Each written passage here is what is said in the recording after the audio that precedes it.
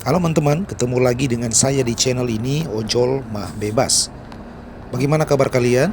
Saya berharap kalian dalam keadaan baik ya.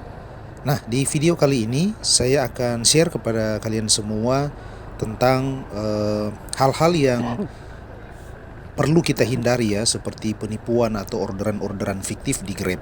Karena sebelumnya di video-video yang lalu, di video baik itu di aplikasi Maxim, saya sudah pernah menjelaskan bahwa banyak sekali orderan-orderan fiktif atau penipuan-penipuan yang terjadi. Nah, di Grab sendiri itu ada beberapa layanan yang sangat sangat rentan akan orderan fiktif ya, seperti GrabMart dan juga order Grab Just Tip ya, atau jasa titip. Nah, kedua orderan ini menurut saya adalah layanan yang sangat rentan dimanfaatkan atau digunakan oleh para penipu.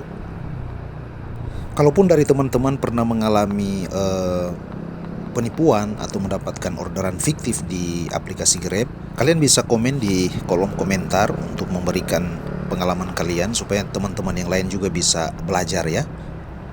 Nah, kemarin teman-teman saya mendapatkan orderan GrabMart ya, dan untuk orderan ini pembayarannya melalui pembayaran kris atau QR code ya.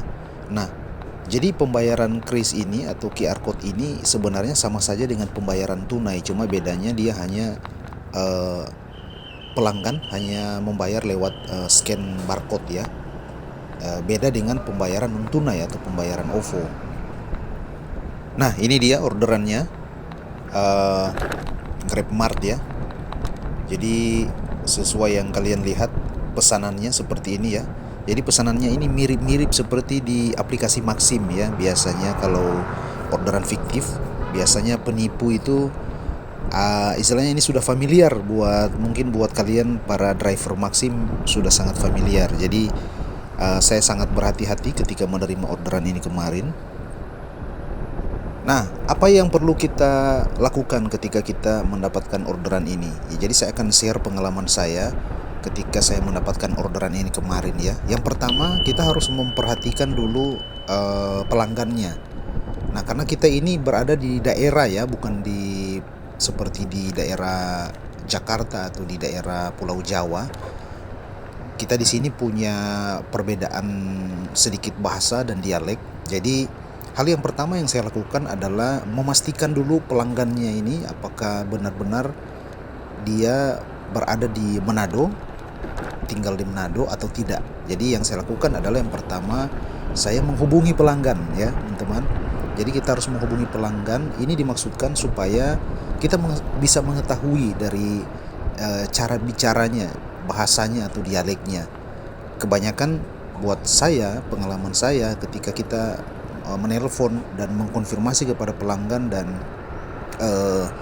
pelanggan berbicara dengan bahasa dan dialek yang sama di daerah, itu kemungkinan kecil bukan penipuan ya. Karena biasanya penipu itu menggunakan bahasa Indonesia yang baik dan benar ketika uh, kita berbicara atau menelpon penipu. Dan ada juga pengalaman ketika ini benar-benar, kalau sekiranya ini adalah orderan fiktif atau ini benar-benar adalah penipu, biasanya penipu itu mereka akan reject atau tidak akan mengangkat telepon, tetapi mereka hanya melayani chat saja ya, apakah itu lewat aplikasi atau lewat WhatsApp. Hal yang kedua yang perlu kita pastikan selain pelanggannya, hal yang kedua adalah total belanjaannya ya. Jadi total uang talangan yang akan kita talangin lebih dulu. Jadi pengalaman saya, kalau total belanjaan di bawah 100 ribu atau ya bolehlah ya 100 ribu, 100 ribuan, itu masih dalam tahap wajar. Nah, biasanya penipu itu mereka menipu dengan jumlah uang yang besar, contoh 200 ribuan, 300 atau bahkan bisa lebih. Seperti yang kita lihat ya, orderan ini hanya berjumlah Rp46.700. Jadi ini di bawah 100 ribu, dan ini sangat, menurut saya ini sangat aman ya untuk kita ambil orderan seperti ini. Nah, hal yang ketiga yang perlu kita lakukan ya, sebenarnya ini seperti tindakan backup sebenarnya ya. Contoh, kalau sekiranya kita sudah terlanjur menerima orderan ini walaupun uang talangannya hanya di bawah 100.000, tetapi pada akhirnya pelanggan meminta kita lewat telepon atau mungkin lewat chat di aplikasi untuk membelikan pulsa atau mengisi token listrik atau pembayaran-pembayaran elektronik lainnya. Jadi ini fix adalah penipuan ya teman-teman.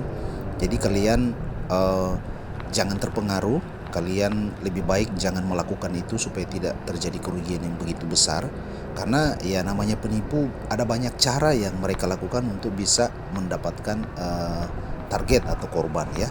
Nah, bagaimana kalau seandainya kita sudah membeli barangnya, uangnya sudah kita talangin, tapi pada akhirnya betul-betul ini adalah orderan fiktif? Ya, kita bisa klaim ke Grab ya. Kita bisa mengikuti cara-caranya seperti apa. Saya belum terlalu paham juga ya kalau untuk di GrabMart, tetapi setahu saya kayak kasus-kasus seperti contoh seperti layanan GrabFood itu kita harus bawa ke eh, seperti panti asuhan ya, dan kita ambilkan foto dokumentasi, kita klaim ke Grab, maka uang kita akan diganti oleh Grab. Kalau teman-teman ingin lebih jelas ketika mengalami hal-hal seperti ini, kalian bisa tanyakan ke sesama driver Grab di jalan, atau mungkin teman-teman terdekat kalian yang menjadi driver Grab, atau bisa juga tanyakan di dalam komunitas seperti di dalam grup WhatsApp ya. Nah, untuk Grab sendiri sudah memberikan notifikasi di aplikasi driver ya, seperti penipuan-penipuan yang terjadi di Grab. Pada umumnya pelaku menghubungi korban lewat telepon seperti yang kita lihat di layar ya. Oke teman-teman, sampai di sini dulu video kali ini. Semoga video ini bisa membantu kalian, khususnya kalian sebagai driver Grab. Jangan lupa kalian dukung terus channel ini, kalian subscribe buat yang pertama kali mengunjungi channel ini atau menonton video ini. Kalian bisa komen dan bahkan kalian bisa share dan like juga. Terima kasih buat kalian yang sudah menonton.